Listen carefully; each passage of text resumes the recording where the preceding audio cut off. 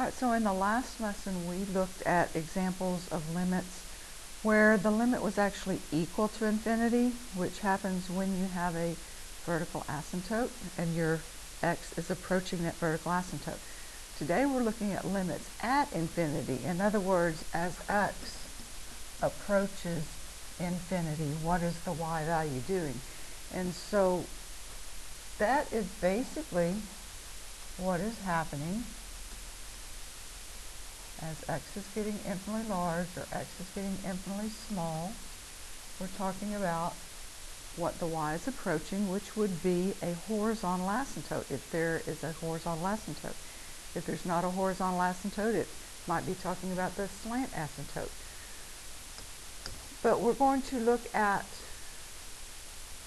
the calculus way to determine where those horizontal asymptotes are, or slant asymptotes, what's going on as x gets infinitely large or infinitely small. So the description says a limit as x approaches infinity or negative infinity describes the end behavior of the graph. In other words, what happens at either end as you're graphing. Does the y value get infinitely large or small? Approaching positive or negative infinity is in a polynomial function. Okay, so if there is not a horizontal asymptote, possibly it's a polynomial function, and so as x goes to positive infinity or negative infinity, then the y is either getting infinitely large or infinitely small. Or does the y value approach a horizontal asymptote, as in a rational function? So these are the different types of problems that we're going to look at in this section.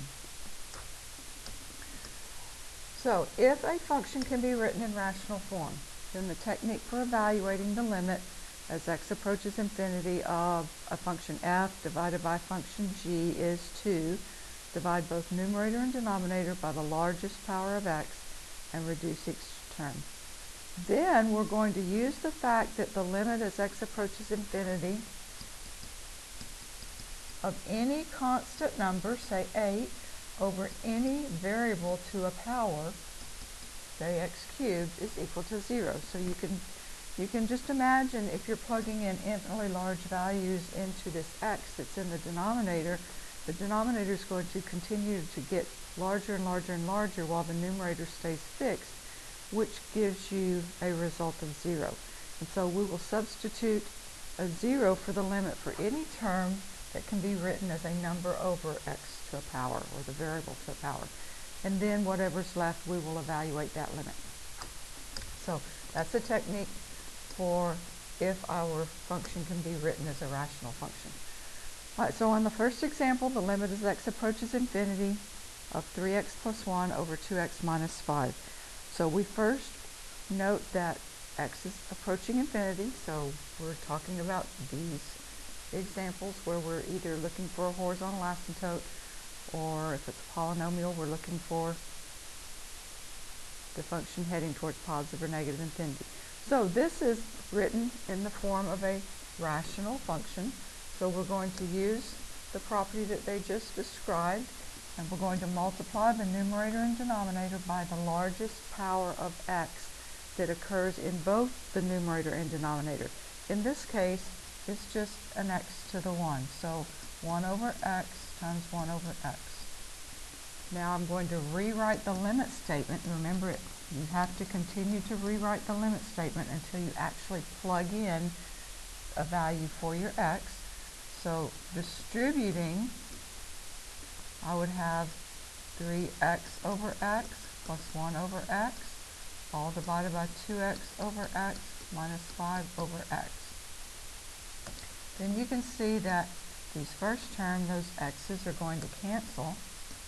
So now I've got the limit as x approaches infinity of 3 plus 1 over x over 2 minus 5 over x. So here's where we use the property that we were talking about that said that the limit as x approaches infinity of some number over some variable to a power is equal to 0. So if I break this limit statement apart, the limit of these pieces then is going to be 0. So remember we had those limit properties that said we could break this limit apart into pieces. And so the 3, when I plug x into 3, there is no x, so it just stays 3. The limit as x approaches infinity of 1 over x is 0. I can't plug anything into the 2 because there is no x, so it just stays 2. And then the limit as x gets infinitely larger, 5 over x is 0. So we end up with a limit of 3/2. And if you go back here and look at this rational expression, all you're doing is looking for a horizontal asymptote, you remember that because the degrees are the same in the numerator and denominator, we just take the coefficients of those leading terms, and that gives you the location of your horizontal asymptote. But that's a Precal way of finding limits. We want to use the calculus way, which is this step right here. All right, look at the next example. This time I want the limit as x approaches infinity of 2x plus 5 over 3x squared plus 1. So I'm going to multiply by 1 over the largest power, which in this case is squared. So 1 over x squared and 1 over x squared. Now I rewrite the limit statement. The limit as x approaches infinity, and I distribute. So 2x over x squared plus 5 over x squared divided by 3x squared over x squared plus 1 over x squared. Now I'm going to simplify. The limit as x approaches infinity. Now notice I have not evaluated yet, so I continue to write the limit as x approaches infinity. So 2x over x squared reduces to 2 over x. 3x squared over x squared reduces to 3. Now I'm ready to evaluate. So here we have 2 over x. The limit as x approaches infinity of that would be 0. 5 over x squared, that limit is also 0. 3, the limit is 3. 1 over x squared, that limit is 0. So I end up with 0 over 3, which is equal to 0 for the limit. And once again, if you look at these leading terms, if you were doing it the Precal way, looking for horizontal asymptotes, when the degree of the denominator is larger than the degree of the numerator, then your horizontal asymptote is located at y equals 0.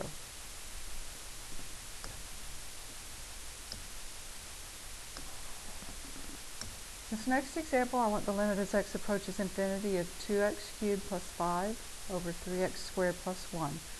So we're going to multiply by 1 over x cubed for this example. 1 over x cubed over 1 over x cubed. Rewrite the limit statement. 2x cubed over x cubed plus 5 over x cubed over 3x squared over x cubed plus 1 over x cubed. Now I'm going to simplify.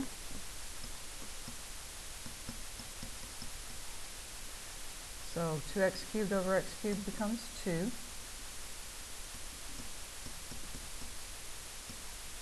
3x squared over x cubed is a 3 over x. And now I'm ready to evaluate. So the limit of the 2 would be 2. 5 over x cubed is 0. 3 over x is 0. And 1 over x cubed is 0. And I end up with 2 divided by 0. Well, 2 divided by 0 is an undefined value because I can't divide by 0. So when that happens, what that means is that there is not a horizontal asymptote. There could be a slant asymptote, or there could be some other kind of asymptote, but there is not a horizontal asymptote. So my limit then is not actually approaching a numeric value. So what we do here is go back and look at the original problem, look at these leading terms, and notice that the degree in the numerator is exactly 1 more degree than the degree in the denominator. And if you remember when we were graphing those rationals, we said that that meant that there was a slant asymptote. So in this example, there's a slant asymptote, and when we graph that then, If we're graphing with a slant asymptote, as your x is getting infinitely large, your graph has to be approaching that slant asymptote. Now, why did I draw the slant asymptote with a positive slope? Because I looked over here and I was thinking to myself, if I do my long division to find the equation of that slant asymptote, I'm going to get a positive slope. So I drew my slope positive, and if I think about what's happening as my graph would have to be approaching it, either from under or from above, whichever happens, my y value is going to be approaching positive infinity. I don't have to always think about it that way. I can look at the result that I got when I evaluated this limit, and I can determine that my y is approaching positive infinity because this value that I got in the numerator was positive. If I had gone through this whole process and this had a negative, or this had been a negative, and I ended up with a negative 2, a negative slope, then I would be approaching negative infinity. Okay, but because this was positive, what I'm approaching is positive infinity. So here's the deal. Anytime you use this process, multiplying by 1 over the largest power, and you evaluate the limit and you end up with any numeric value over 0, look at the numeric value. If it's positive, then y is approaching positive infinity. If it's negative, then y is approaching negative infinity. And so that's how you can figure out what those limits are for those examples.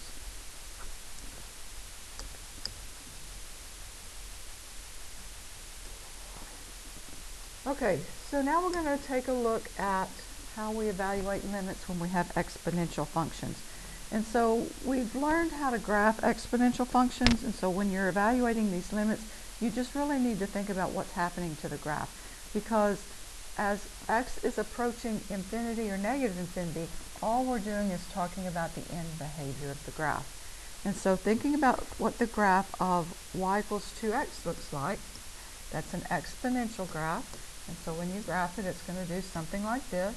I don't need to know exactly where it's going. All I need to be concerned about is the end behavior. And so if this problem is looking for the limit as x gets infinitely large, then infinitely large is going this direction with x. What's your y doing? It's heading to positive infinity. So this limit would be positive infinity. The next problem over here on this other side, this time I'm looking at what happens as x gets infinitely small, heading towards negative infinity. Same graph, 2 to the x, but as I'm heading to the left towards negative infinity, what's my y value doing? It's approaching this horizontal asymptote that we have with our exponential function. So it would be approaching 0, approaching 0.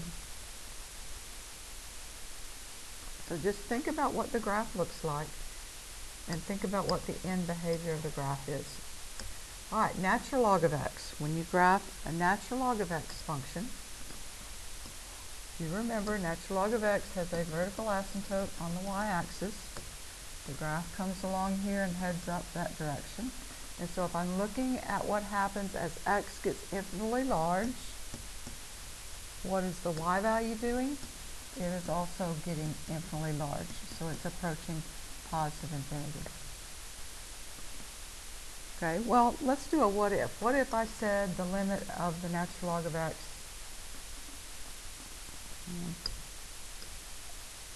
as x approaches negative infinity? Okay, the limit of natural log of x as x approaches negative infinity. Well, notice, x is never approaching negative infinity. X is limited by this vertical asymptote.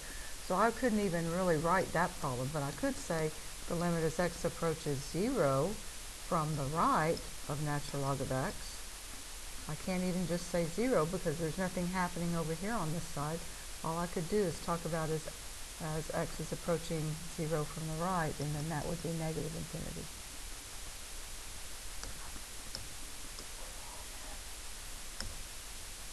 Okay, In this last section, we're going to talk about polynomial functions. And if you remember, polynomial functions are the ones that when you graph them, they make all these humps and bumps.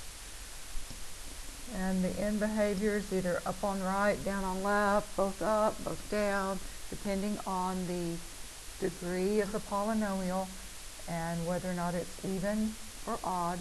And so when you have an odd degree and the coefficient is positive, an odd degree with the coefficient being positive, first of all, positive coefficient means I'm heading up on the right. Odd degree tells me I'm doing the opposite on the left.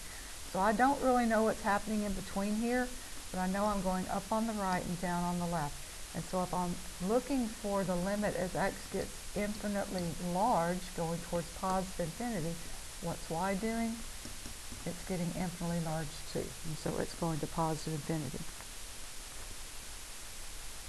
On this next example, we have a degree 6 and a positive coefficient. So once again, positive coefficient means I'm going up on the right. Even exponent means I'm doing the same thing on the left. So something's happening in between, but I know that I'm going up on the right and up on the left. And so if I'm looking for the limit as x approaches negative infinity, that limit then is equal to positive infinity because the graph is heading up on the left. So whenever you have polynomial functions, just think about the end behavior of the graph. If you were going to graph it, what happens to the right, what happens to the left.